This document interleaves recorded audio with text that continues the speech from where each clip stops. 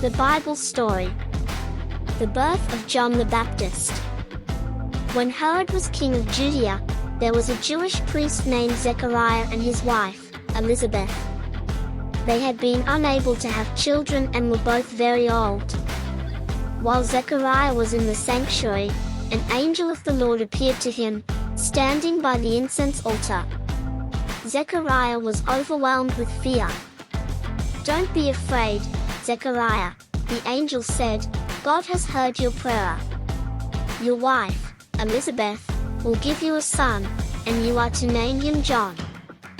Your son will be great in the eyes of the Lord," the angel announced.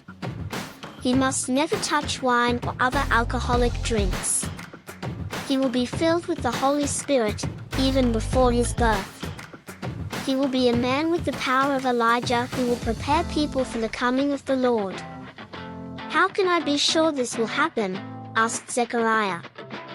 "I'm an old man, and my wife is also old." "I am Gabriel and stand in the very presence of God," the angel said. "God sent me to bring you this good news. But since you didn't believe what I said, you will be unable to speak until the child is born." The people were waiting for Zechariah to come out of the sanctuary and wondering why he was taking so long. When he finally came out, he couldn't speak to them. They realized from his gestures that he must have seen a vision. Soon afterward, Elizabeth became pregnant. "How kind the Lord is," she exclaimed. Elizabeth gave birth to a son. After 8 days the family came for the circumcision ceremony. They wanted to name him Zechariah, after his father. But Elizabeth said, "No.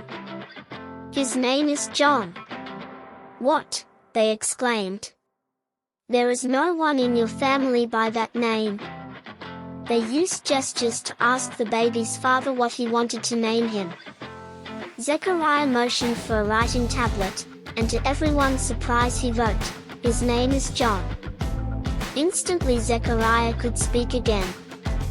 He began praising God and gave a prophecy about his son, Luke 1 verses 68 to 79. John grew up and became strong in the Holy Spirit. He lived in the wilderness until he began his public ministry to prepare the way for Jesus.